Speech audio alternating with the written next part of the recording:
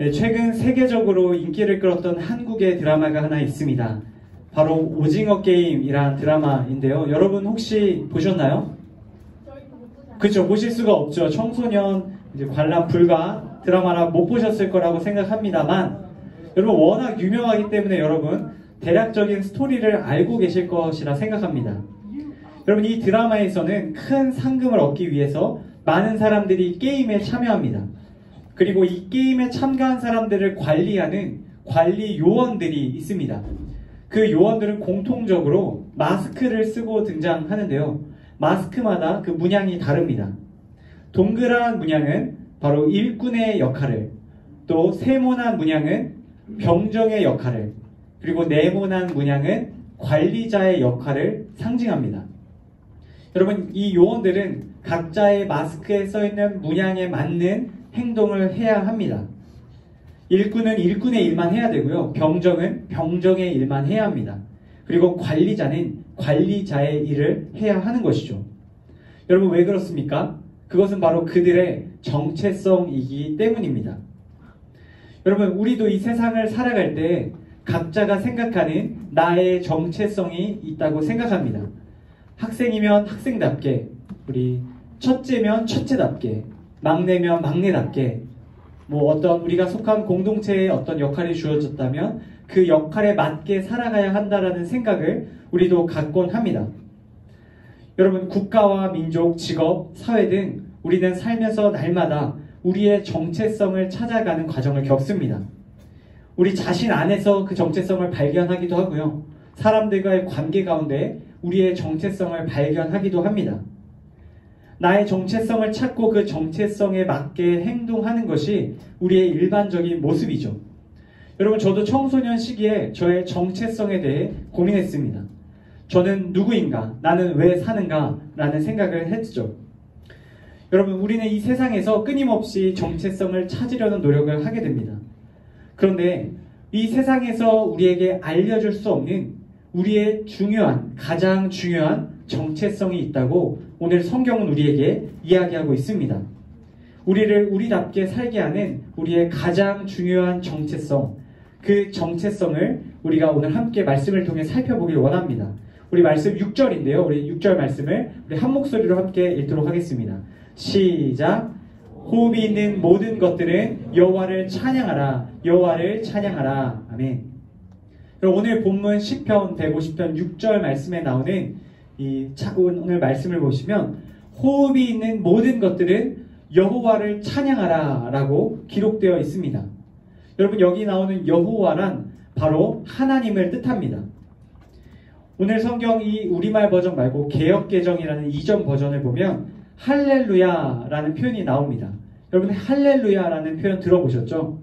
할렐루는 할렐루, 바로 자랑하다, 빛내다, 높이다 라는 단어와 바로 여호와, 하나님을 뜻 합친 단어입니다.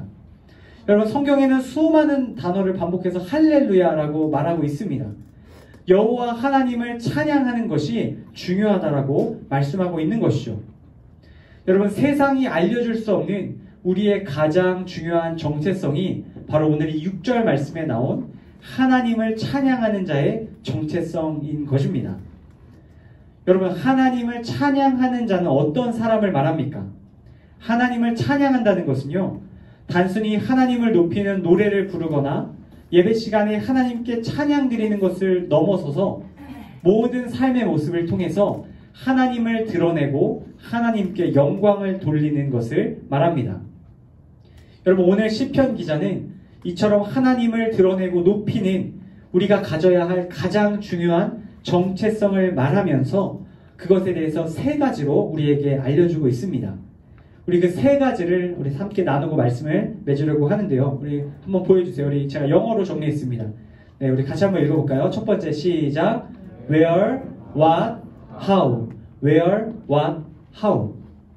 오늘 시편 기자는 우리에게 말합니다.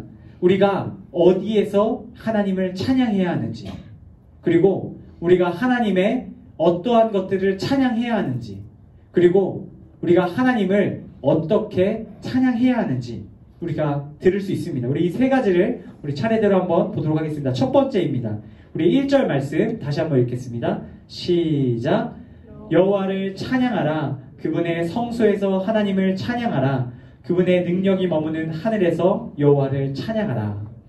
오늘 말씀 1절은 우리가 where, 어디에서 찬양해야 하는지를 소개해주고 있습니다. 여러분, 우리가 하나님을 찬양해야 하는 첫 번째 장소는 우리 첫 번째 색칠되어 있는 그분의 성소입니다. 여러분, 성소가 어디일까요?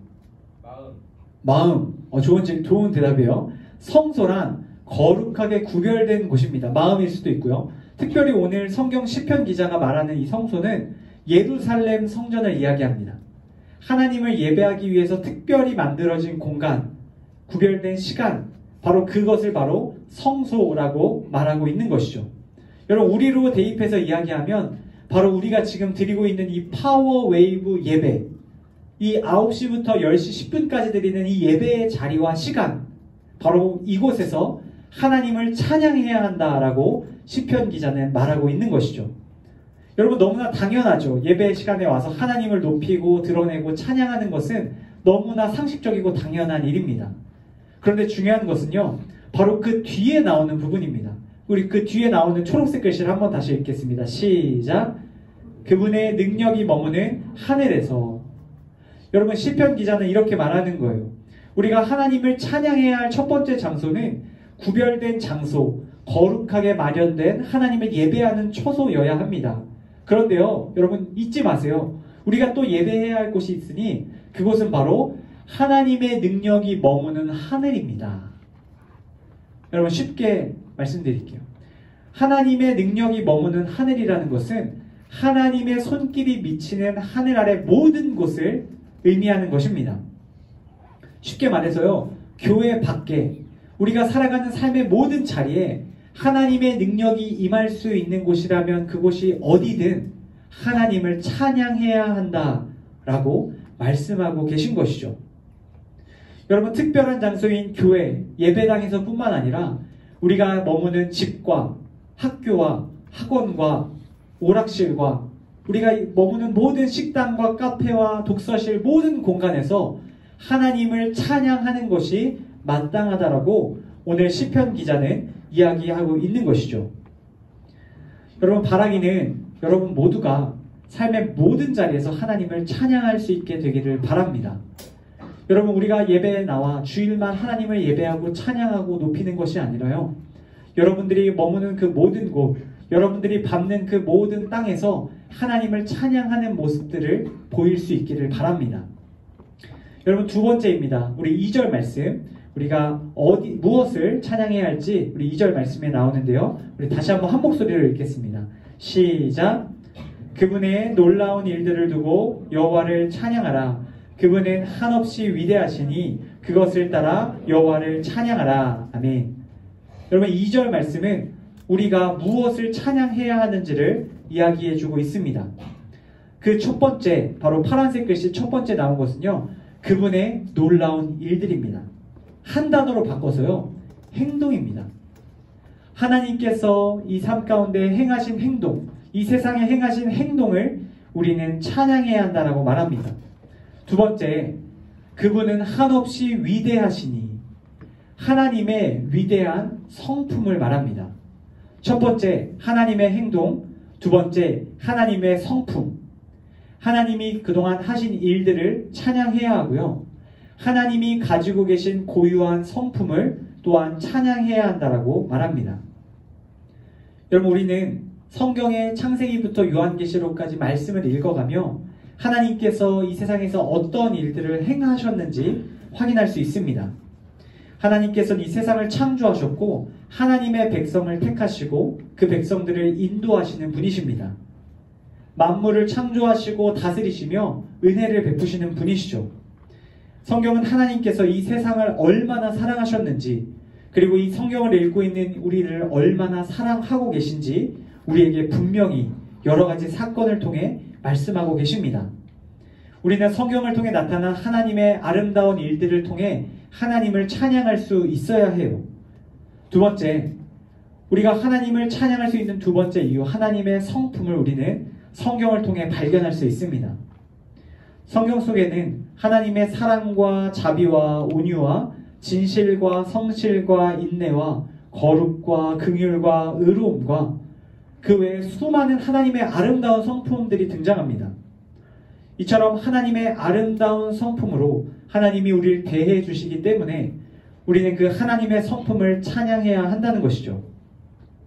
여러분, 방금 이야기한 하나님의 능하신 행동과 지극히 위대한 하나님의 성품들을 우리는 찬양할 수 있어야 합니다. 여러분, 마지막 세 번째입니다. 그렇다면 우리는 어떻게 하나님을 찬양해야 할까요? 우리 3절에서 5절 말씀까지 우리 같이 한번 이어서 한 목소리로 읽도록 하겠습니다. 우리 3절입니다. 시작! 나팔소리로 여호와를 찬양하라. 하프와 수금으로 여호와를 찬양하라. 탬버린을 치고 춤을 추며 여호와를 찬양하라. 현악기와 오르간으로 여호와를 찬양하라. 큰 소리 나는 심벌주로 여호와를 찬양하며 심벌주와 높은 소리로 여호와를 찬양하라. 여러분, 이어지는 말씀 속에는 다양한 악기들이 등장하죠. 우리 앞에서부터 보여주시겠어요? 다양한 악기들 등장하는데요. 첫 번째, 나팔이 나옵니다. 여러분, 나팔은 큰 소리를 내는, 크고 투박한 소리를 내는 관악기입니다. 반면 그 뒤에 나오는 하프와 수금이라는 악기는요, 작은 소리를 내는 현악기입니다. 여러분, 나팔과 현악기, 바로 하프와 수금, 이 악기를 통해서 우리가 한 가지 깨달을 수 있는 것은요, 우리가 하나님을 찬양하는 삶을 살아갈 때 때로는 우리의 삶이 나팔 소리와 같이 하나님을 찬양할 때가 있다는 거예요. 모든 사람이 듣고 알 수 있는, 누가 봐도 확연하게 눈에 띄는 우리의 삶의 찬양의 모습들이 나타날 수 있다는 것이죠. 그러나 때로는 뒤에 나오는 하프와 수금과 같은 찬양이 우리 안에 나타날 수도 있다는 겁니다. 아무도 알지 못하는 사소하고 작고 섬세한 하나님을 높이는 일들이 또한 있을 수 있다는 거예요. 제가 이것을 쉽게 이해할 수 있기 위해서 우리 예를 한 가지 들어드릴게요. 매년 연말이 되면 시상식이 열립니다. 방송, 영화, 드라마 여러 가지 분야에서 시상식이 열리는데, 시상식을 보면 대상을 받는 사람이 앞에 나와서 이제 수상소감을 이야기하죠. 그 사람이 앞에 나와서 수상소감을 이야기할 때 가끔 이런 분들이 계십니다. 나오자마자 내가 이 상을 받고 이렇게 영광을 받을 수 있는 것은 다 하나님께서 저를 도와주셨고 하나님께서 제게 능력을 주셨기 때문입니다. 하나님께 모든 영광을 올려드립니다. 이러면서 많은 사람들 앞에서 공개적으로 하나님을 높이고 찬양하는 것들을 보게 되죠. 저는 바로 이러한 모습들이 나팔 소리와 같은 찬양이라고 생각합니다. 그런데 하나님이 이러한 찬양만 기뻐하실까요? 그것은 아닙니다. 여러분, 앞에 나와서 상을 받지 못하지만 그 밑에 앉아서 상을 받는 사람을 바라보며 하나님, 한 해 동안 저에게도 많은 은혜를 베풀어 주셨습니다. 제가 비록 상을 받지 못했지만 하나님 감사드립니다 라고 마음속으로 고백하는 사람이 있다면 그 사람은 바로 하프와 수금으로 하나님께 찬양 드리는 것처럼 하나님께 귀한 고백을 올려드리는 것이죠. 여러분, 나팔 소리도 하나님께 영광이 되지만 작은 하프와 수금과 같은 고백 또한 하나님 동일하게 받으시는 아름다운 찬양이 된다는 것입니다. 여러분, 우리의 삶 속에서 때로는 나팔 소리와 같이 모든 사람이 알 수 있는 하나님을 찬양하는 일들이 또한 일어날 수 있기를 축복합니다. 그러나 때로는 그렇지 못해도 여러분 낙심하지 않길 바라요. 여러분, 남들이 알아주지 못하고 인정하지 못해도 여러분의 삶의 자리에서 작게 드리는 그 찬양 또한 하나님께서 분명히 기뻐 받으십니다. 여러분, 4절 말씀, 우리 4절 말씀에 또 다른 악기들이 짝을 이뤄 나오는데요. 4절 말씀에는 탬버린과 현악기 그리고 오르간이 짝을 이뤄 나옵니다. 여러분, 탬버린, 개역개정에는 소고라고 나오는 악기인데요. 이 악기는요, 당시에 성경 속에서 하나님을 찬양하는 예배에 주로 사용되던 악기입니다. 그러니까 사람들은 이 탬버린, 소고를 보면 하나님을 찬양하기 위해 만들어진 악기이구나 라고 생각했다는 것이죠. 그런데 재밌는 것은요, 뒤에 나온 현악기와 오르간, 바로 이 오르간입니다. 여러분, 이 오르간은요, 당시에 이 성경의 문화 속에서 세속적인 음악을 연주할 때 쓰이던 악기였어요. 예를 들어서요, 예전에 우리나라에도 예배 시간에 드럼을 치는 것을 굉장히 사람들이 거부하던 때가 있었습니다. 어떻게 예배 시간에 드럼을 치느냐. 드럼은 세상의 악기이기 때문에 드럼 칠 수 없다. 오늘도 우리 김현 집사님 너무 멋지게 드럼을 쳐주셨는데 드럼을 친다는 것 자체가 과거의 성경시대, 뭐 성경시대까지 가지 않아도 과거만 해도 이거는 용납할 수 없는 세속적인 악기였던 거예요. 여러분 오르간도 마찬가지입니다. 종교개혁 직전까지만 해도 이 오르간이라는 악기가 교회에서 연주되는 것에 대해서 사람들이 잘못됐다고 생각했어요. 여러분 뭐 일렉기타 뭐 이런 거는 말할 것도 없죠. 이 성경의 시대로 돌아간다면 이러한 세상의 악기들은 하나님을 예배하기에 합당치 못한 악기였던 것이죠. 여러분 근데 시편 기자는 바로 이러한 전형적인 예배를 위한 탬버린을 소개하면서 더불어 오르간을 얘기하고 있습니다. 이것을 우리에게 대입하면 어떻게 이야기할 수 있을까요? 여러분 오랫동안 교회를 다니고 하나님을 예배하던 습관이 있던 사람들만 하나님을 찬양하는 것이 아니라는 것이죠.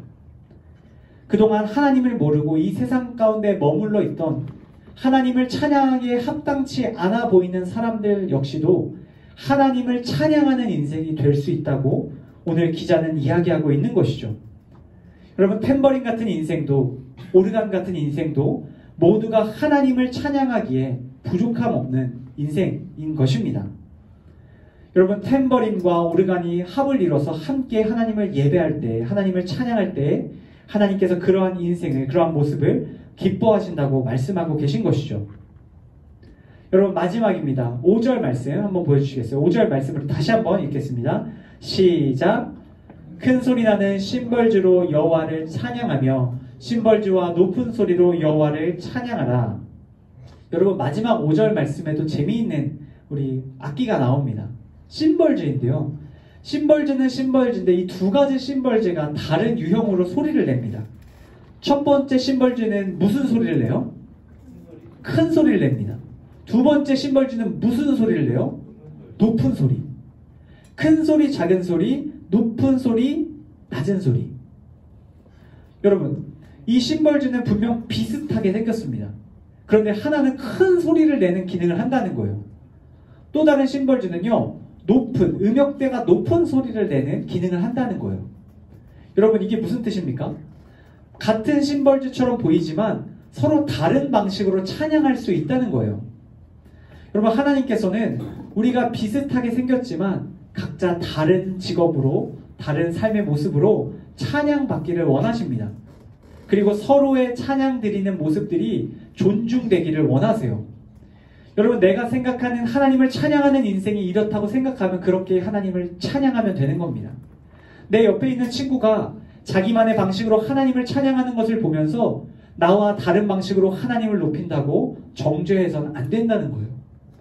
나는 큰 소리로, 내 친구는 높은 소리로, 내 옆에 있는 친구는 낮은 소리로, 내 옆에 있는 친구는 작은 소리로 다양한 모습으로 찬양하는 것을 하나님께서는 기뻐하신다는 거예요.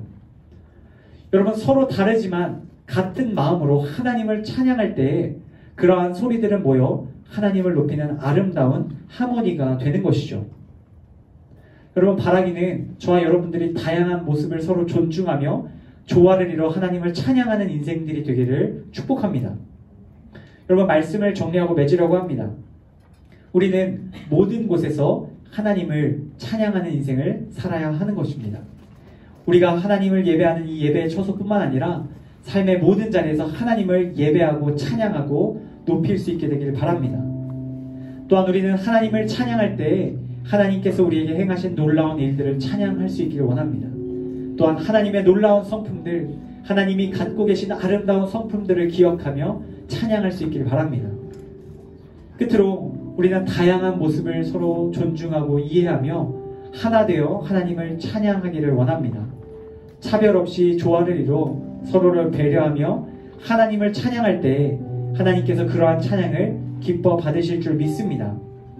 여러분, 바라기는 한 주 동안 삶 가운데 가셔서 구체적으로 하나님을 찬양할 수 있길 바랍니다. 여러분, 하나님을 찬양하는 것은 우리의 말과 행동으로 가능합니다. 여러분, 말로 어떻게 하나님을 찬양할까요? 선하고 아름다운 말을 주위 사람들에게 할 때 상대를 배려하고 존중하는 언어를 통해 우리는 하나님을 찬양하게 될 것입니다. 또한 지치고 힘든 친구에게 위로의 말을 건네며 누군가 험담할 때 같이 험담하지 않고 그 사람의 좋은 모습을 이야기해 줄 때 우리의 그러한 선한 행실을 통해 우리의 그 말을 통해 하나님이 높임 받으실 겁니다.